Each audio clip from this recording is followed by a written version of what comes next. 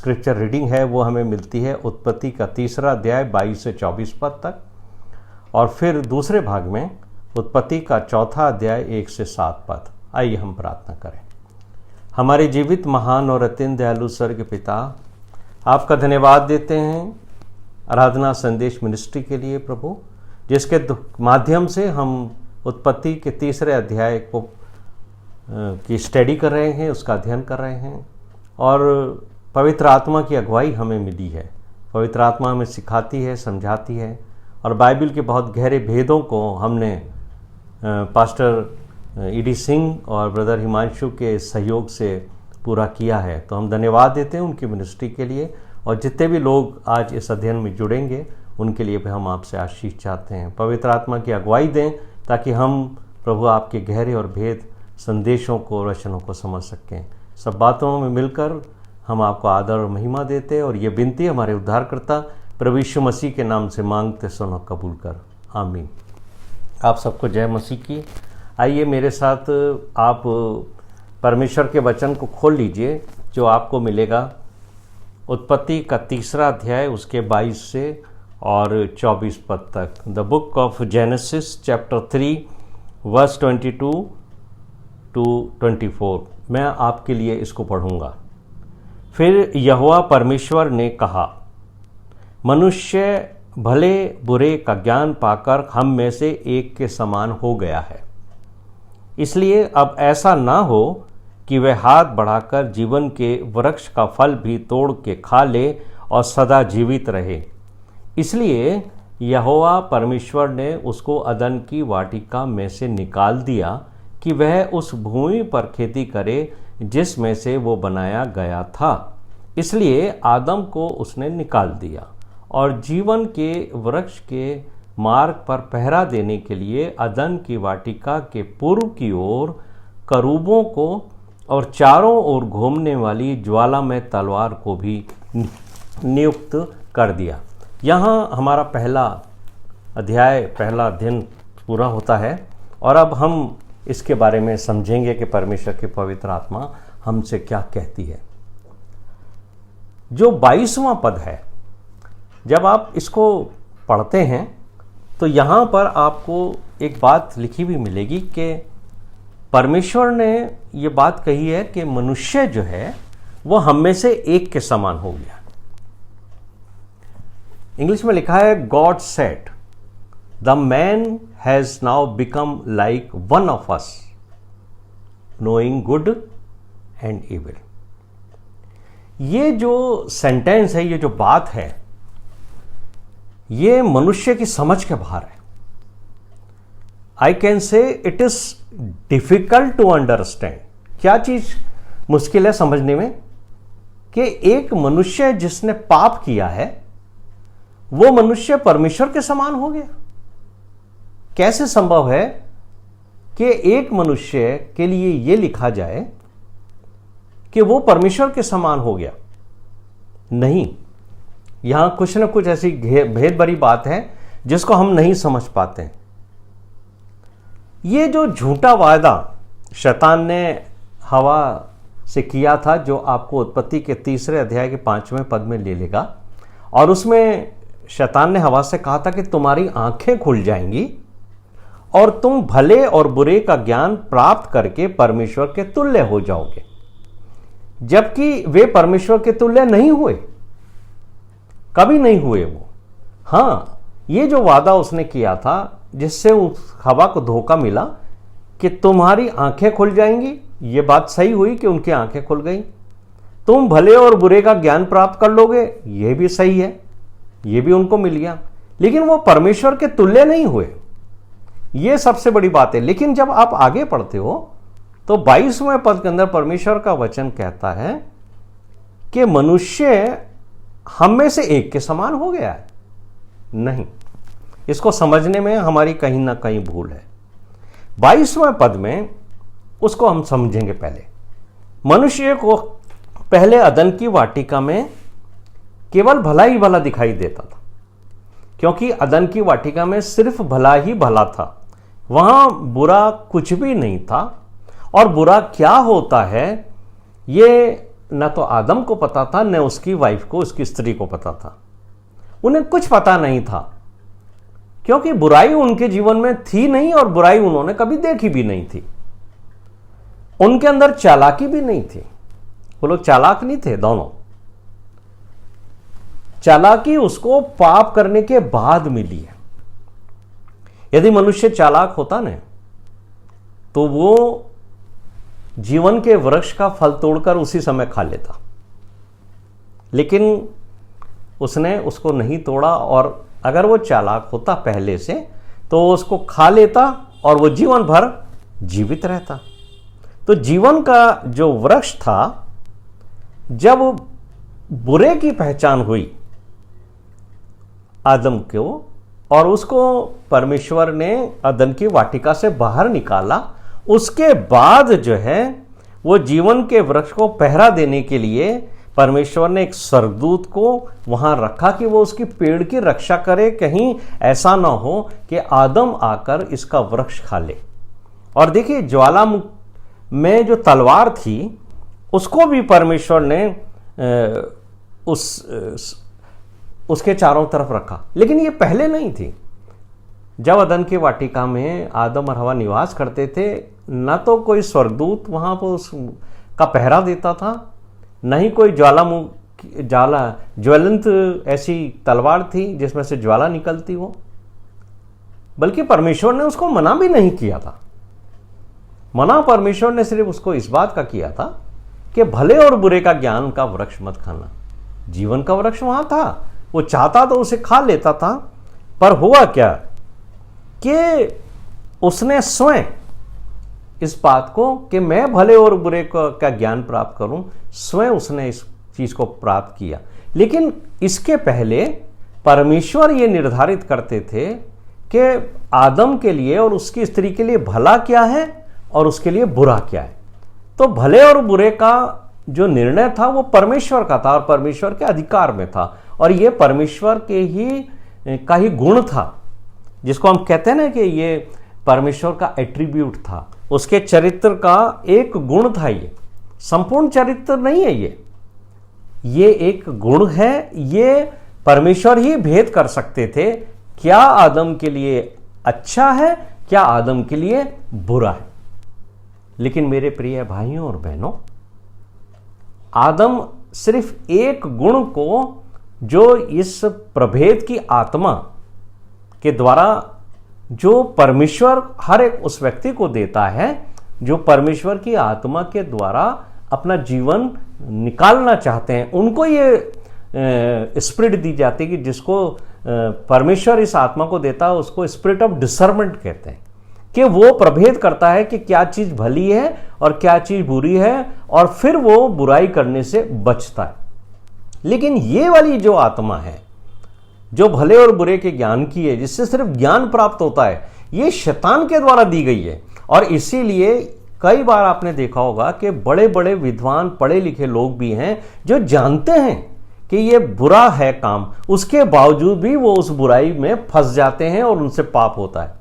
ऐसे बड़े बड़े इंजीनियर्स को मैंने देखा है जिनको हजारों लाखों रुपए की सैलरीज मिलती है, उसके बावजूद भी वो बैंकों में फ्रॉड करते हैं, या वो ऐसा कुछ इंटरनेट के द्वारा ऐसा कुछ फ्रॉड का काम करते हैं ताकि वो ज़्यादा धन कमा सके। उनके पास ज्ञान बहुत है, वो ये भी जानते हैं कि ये करने से हम पकड़े जा सकते हैं, लेकिन उसके बावजूद भी वो उनको, क्योंकि प्रभेद की आत्मा नहीं है, इसलिए वो भले और बुरे की ज्ञान की आत्मा प्राप्त करने के बावजूद भी गलतियां करते हैं।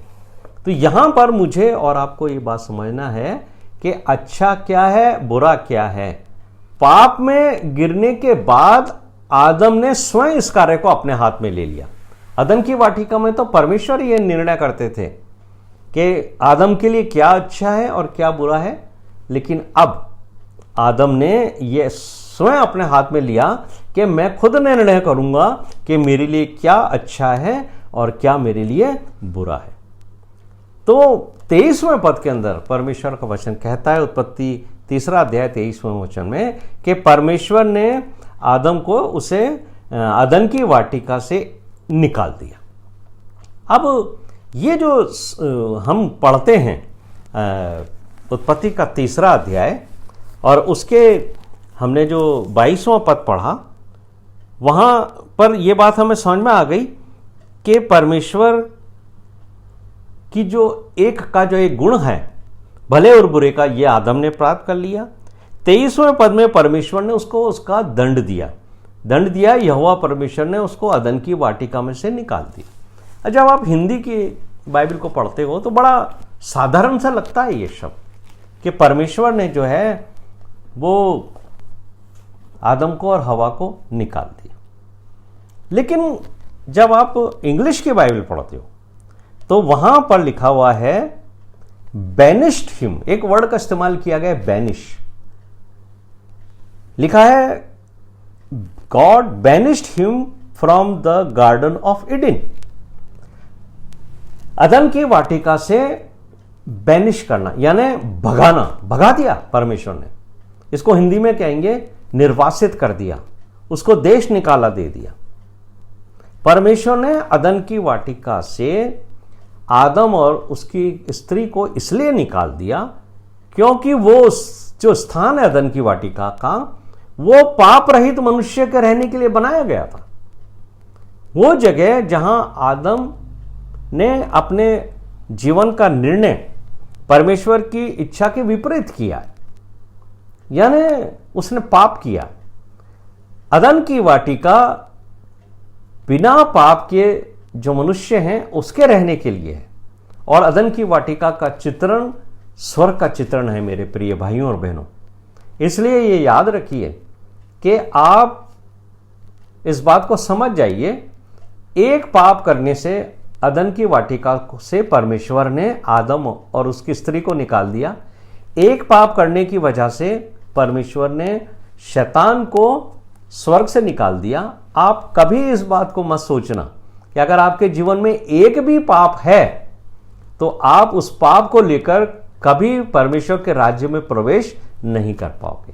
परमेश्वर का और पाप का, इन दोनों का कोई भी समझौता और मेल नहीं है। और जैसे ही आदम ने पाप किया, परमेश्वर ने उसको बैनिश किया, यानी उसको निकाला। वो निकलना नहीं चाहता होगा। अब यह है समझने वाली बात, क्योंकि आदम ने वहां पर एक बात को महसूस किया कि मैं जितना कंफर्टेबल हूं किसके अंदर, अदन की वाटिका में, उतना तो मैं बाहर नहीं रहूंगा जहां मेरे को जाना पड़ रहा है, क्योंकि वहां तो परमेश्वर ने मुझे दंड ही दंड दिया है। अब वो ये जानता था कि मुझे जो है 23वें और 24वें पद को पढ़ोगे तो आपको मालूम होगा कि आदम ये जानता था कि अब मुझे उस भूमि पर खेती करनी पड़ेगी जो भूमि मेरे लिए ऊंट कटारे उगाएगी। अभी तक तो जितनी भी खेती उसने की आदम की वाटिका में, उसका 100% फल उसको मिलता था। मेरे प्रिय भाइयों और बहनों, ये बात मेरे और आपको समझनी है कि परमेश्वर ने अदन की वाटिका में अच्छी अच्छी चीजें उगाई थी। वहां कांटे नहीं थे, ऊंट कटारे नहीं थे, वहां अच्छे पौधे थे, अच्छे पौधों के फल फ्रूट थे जो मनुष्य के भोजन के लिए थे, और घास और जो दूसरी चीजें थीं वो जानवरों के लिए थीं। तो वहां पर अदन की जो वाटिका थी वहां पर कांटे नहीं थे। लेकिन परमेश्वर ने आदम से कहा था, जिस भूमि पर तू अब जाएगा, जहां से तुझे बनाया गया है, वहां जब तू खेती करेगा तो तेरे लिए भूमि अपने आप कांटे भी उगाएगी, ऊंट कटारे भी उगाएगी। यानी परमेश्वर ने उसको स्पष्ट कहा कि तुझे अब तेरी मेहनत का पूरा फल नहीं मिलेगा। अब तू मेहनत तो करेगा, लेकिन जो 100% 100% तेरे को अदन की वाटिका के अंदर तेरा फल मिलता था, रिवार्ड मिलता था, तेरी फसल उस तुझे मिलती थी, अब वो तुझे नहीं मिलेगी। ये बात उसको समझ में आ गई थी। तो आदम जो था उसके चरित्र में पाप की वजह से कनिंगनेस आ गया था, और अब जो है वो वहां से जाना नहीं चाहता था। इसलिए जो शब्द लिखा है कि परमेश्वर ने उसे बरबस निकाल दिया। बरबस यानी जबरदस्ती निकाला उसको। तो उसके निकालने के पीछे का जो कारण है वो मैंने आपको बताया कि परमेश्वर के यहां अदन की वाटिका में कोई भी पाप रह नहीं सकता। और यह बात स्पष्ट तौर से लिखी है, परमेश्वर नहीं चाहता कि आदम पाप भरे जीवन के साथ हमेशा जीवित रहे, शैतान के हाथों में पड़कर वो हमेशा पाप करता रहे। क्योंकि आदम को परमेश्वर ने यह तो बता ही दिया था कि तू मिट्टी है, मिट्टी में से निकाला गया है, मिट्टी ही में तू मिल जाएगा, यानी अब तेरे को मृत्यु का सामना करना पड़ा। तो आदम को जब ये मालूम हो गया था कि मेरे जीवन का एक दिन अंत होगा, मैं अब सर्वदा जीवित नहीं रहूंगा, इसलिए उसके मन में ये हमेशा के जीवित रहने की इच्छा पैदा हुई। और उसी इच्छा को परमेश्वर ने, जो उसका इरादे थे कनिंगनेस से भरे हुए, उसको परमेश्वर ने भांप लिया। परमेश्वर मेरे और आपके हृदयों के विचारों को, हमारी इच्छाओं को, हमारे प्लानिंग्स को जानता है। वह हमारे मन के विचारों को भी जानता है कि हम मन में क्या विचार कर रहे हैं। और आदम ने यह सोचा हो कि मैं अब मृत्यु को प्राप्त नहीं करूं, इसलिए उसके मन में यह इच्छा पैदा हुई होगी कि मैं जीवन के वृक्ष का फल खा लूं। अब परमेश्वर को जब यह मालूम हुआ कि इसके मन में यह इच्छा है, तब परमेश्वर ने क्या किया, देखिए फिर समझिए इस 24वें पद को, कि परमेश्वर ने उसको एक तो जबरदस्ती निकाला वहां से, फिर दूसरा काम किया कि जीवन के वृक्ष को पहरा देने के लिए उसने स्वर्गदूतों को लगा दिया। इसके पहले स्वर्गदूत पहरा नहीं देते थे। फिर क्या हुआ, दूसरी बात जो परमेश्वर ने की, चारों ओर घूमने वाली ज्वालामय तलवार को नियुक्त किया ताकि आदम उस वृक्ष के फल के पास तक भी ना आ सके।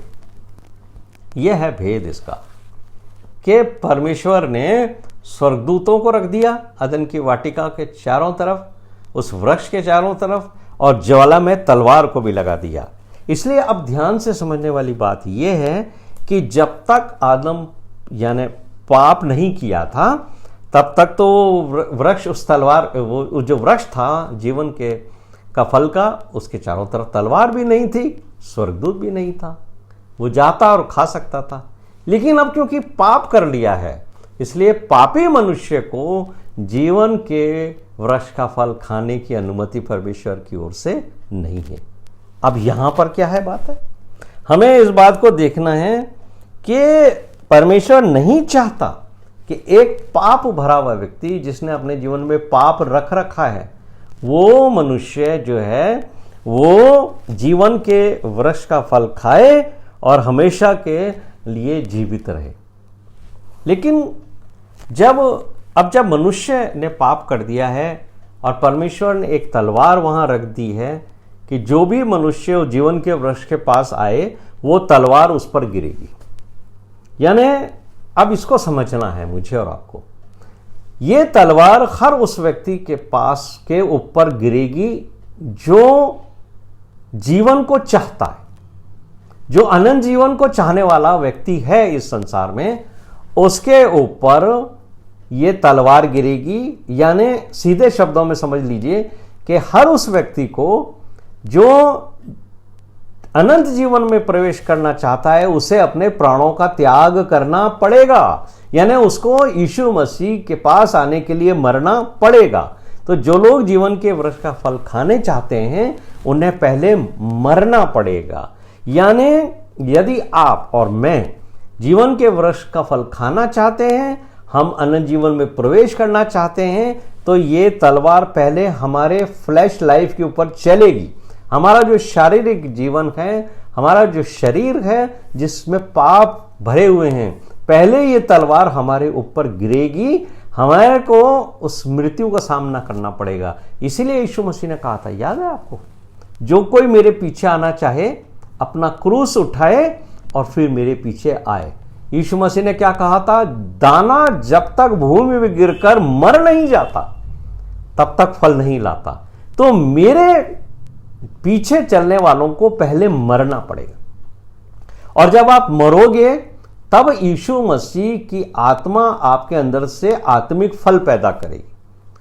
और वो व्यक्ति जो यीशु मसीह के पीछे चलकर अपने आप को समर्पित करता है, अपने आप को संसार के लिए मरा हुआ और यीशु मसीह के लिए जीवित समझता है, उसके ऊपर यह तलवार चलती है जो तलवार अदन की वाटिका में जीवन के वृक्ष के ऊपर परमेश्वर ने रख रखी है। क्योंकि सबसे पहले, अब इसको समझिए, सबसे पहले ये जो तलवार है वो यीशु मसीह के कलवरी क्रूस पर गिर चुकी है। यीशु मसीह के ऊपर भी ये तलवार गिरी है, लेकिन अब आप कलवरी के क्रूस पर चढ़े हुए यीशु की तरफ जब देखते हो, आप जब उसके पास आना चाहते हो, तो याद रखिए कि आप जब उसको अपना उद्धारकर्ता करके ग्रहण करते हो, आप यीशु मसीह के लहू से अपने पापों की क्षमा प्राप्त करते हो, तो ये तलवार अब आपके शरीर पर भी गिरेगी। अब आपका शरीर, जो आपकी फ्लैश लाइफ है, उसको ये तलवार काट देगी। याद है आपको यीशु मसीह ने निकोदेमुस से क्या कहा था? जो आत्मा से जन्मा है वो आत्मा है, और जो शरीर से जन्मा है वो शरीर है। तो मैं और आप तो शरीर से जन्मे हैं, तो शरीर रहेंगे, लेकिन जब वो तलवार जो जीवन के वृक्ष तक आने से मुझे और आपको रोकेगी, जब वो तलवार हमारे को ऊपर गिरेगी, हमारी फ्लैश लाइफ को काट डालेगी, तब हम उस जीवन के वृक्ष के पास आ सकेंगे।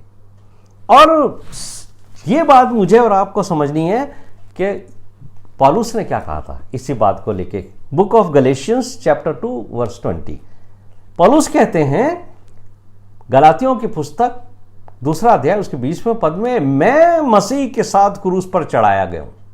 अब ये फीलिंग आ गई है, ये फीलिंग मुझे और आपको भी आनी है।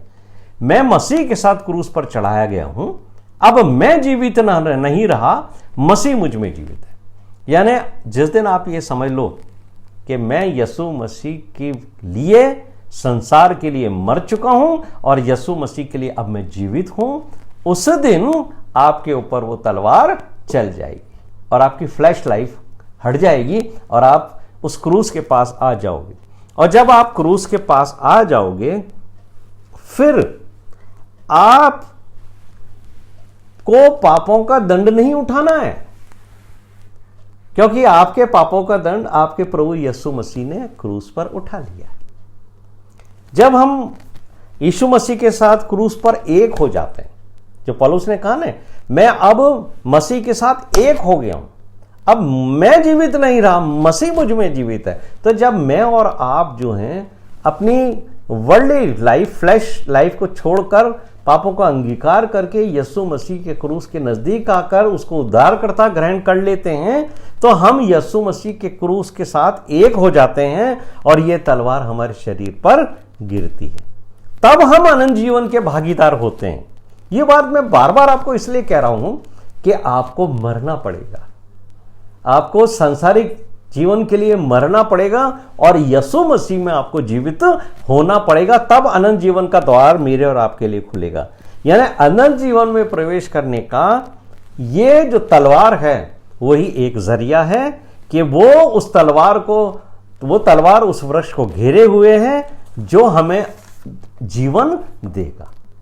अब मुझे और आपको यह ध्यान करना है कि जो दंड परमेश्वर ने आदम को दिया था वो दंड था क्या, है ना? जेनेसिस चैप्टर 3 16 से 19 हम एक बार पढ़ लें, फिर हम ये समझेंगे कि ये यीशु मसीह ने क्रूस के ऊपर कैसे सहा। क्योंकि जब हम ये कहते हैं कि संपूर्ण मानव जाति का जो दंड था वो यीशु मसीह ने क्रूस के ऊपर सह लिया, तो सहा कैसे और उसका दंड क्या था।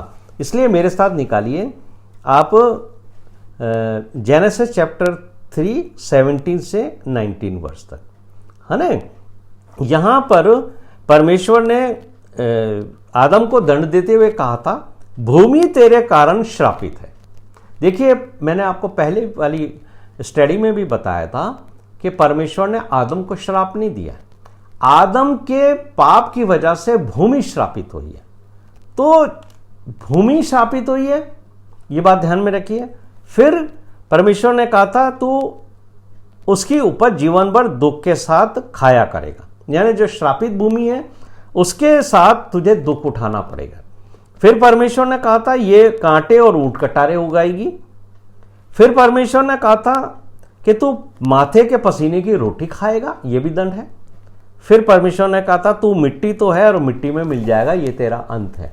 अब यीशु मसीह ने ये सब बातें ये जो दंड लिखा है आदम को, जब हम ये कहते हैं यीशु मसीह ने आदम का दंड, मनुष्य जाति का दंड सलीब के ऊपर उठाया है, वो कैसे उठाया है ये आप समझिए। देखिए, भूमि का जो कर्ज था वो कर्ज यीशु मसीह ने अपने ऊपर लिया, यानी वो श्रापित बना, श्राप नहीं बना है। यीशु मसीह कर्ज नहीं बना है, श्रापित बना है।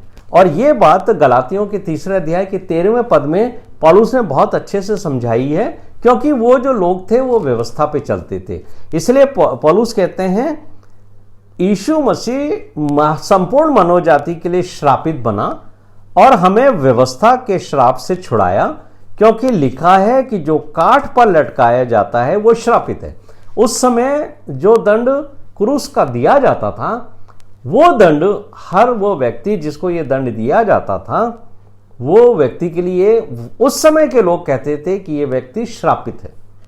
यानी मनुष्य ये समझता था और उनकी व्यवस्था ये कहती थी कि जो व्यक्ति श्रापित होगा उसको ये काठ का दंड यानी क्रूस के ऊपर मृत्यु का दंड दिया जाएगा।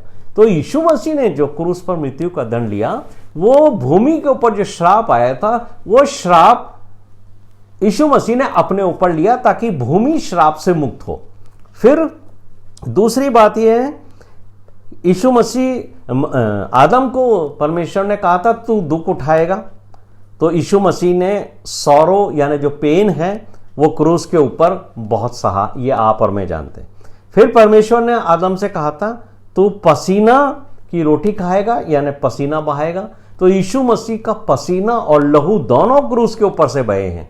क्रूस पर भी बहे दिन भर, और अदन की वाटी गत्समनी बाग के अंदर भी यीशु मसीह ने अपने शरीर के ऊपर से पसीना बहाया था, और आप जानते हैं कि वहां खून की बूंदें भी गिरी थी। उसके बाद जो श्राप जो दंड दिया गया था आदम को, ये था कि भूमि तेरे कारण कांटे और ऊंट कटारे उगाई। तो यीशु मसीह ने क्रूस के ऊपर कांटों का ताज पहनकर उस दंड को भी भुगता। तीसरी बात, परमेश्वर ने कहा था तू डस्ट है, मिट्टी है और मिट्टी में मिल जाएगा। तो यीशु मसीह ने अपना लेवल सबसे नीचे किया। आप ये बात बिल्कुल अच्छी तरीके से जानते हैं कि संसार में पाई जाने वाली जितनी भी वस्तुएं हैं, जितने भी ऑर्नामेंट्स हैं, जितना भी धन संपत्ति, जो कुछ भी इस पृथ्वी के अंदर भी निकलता है, उसमें सबसे ज्यादा जिस चीज की कीमत कम से कम आंकता है मनुष्य ने किस चीज की कीमत सबसे कम रखी है? वह है मिट्टी की। मिट्टी की कीमत मनुष्य की दृष्टि में कुछ नहीं है, और यीशु मसीह मेरे और आपके लिए मिट्टी के स्तर तक उतरा। और परमेश्वर ने आदम से कहा था कि तू मिट्टी में मिल जाएगा, यानी तेरी मृत्यु होगी। तो यीशु मसीह क्रूस के ऊपर इस शारीरिक मृत्यु को भी सहा, और वो फिर 3 दिन कब्र के अंदर भी रहा, और वहां से यीशु मसीह ने जीवित होकर के मेरे और आपके प्राणों को बचाने का एक रास्ता खोल दिया। तो यहां मुझे और आपको जो देखने को मिलता है कि वो दंड जो मृत्यु का दंड था, उसको भी यीशु मसीह ने क्रूस के ऊपर सह लिया। तो मुझे और आपको यहां पर एक बात समझ में आ गई है कि यदि हमें जीवन के वृक्ष के पास आना है, यदि हमें अनंत जीवन के पास आना है, तो अब हमें एक काम करना है। सबसे पहले हमें अपने प्रभु यीशु मसीह को अपना उद्धारकर्ता कह करके ग्रहण करना है। उसके बाद मुझे और आपको अपने पापों की क्षमा मांगनी है। उसके बाद तीसरी बात, फिर हमें उस जीवन के वृक्ष के पास आना है ताकि वो तलवार हमारे फ्लैश के ऊपर गिरे, फ्लैश लाइफ के ऊपर गिरे, और हमारा जो शरीर है वो संसार के लिए मरे और यीशु मसीह के लिए जीवित हो। अब हमें हमारे पापों का कोई दंड नहीं मिलेगा, इसलिए खुशी खुशी जो है हमें प्रभु यीशु मसीह के पास आकर अनंत जीवन के मार्ग में उसके पीछे पीछे चलकर अनंत जीवन में प्रवेश करना है। ये जो अध्याय था, तीसरा अध्याय, ये यहां पर पूरा हुआ। इसका जो अध्ययन हमने किया उसके लिए हम परमेश्वर का धन्यवाद देते हैं।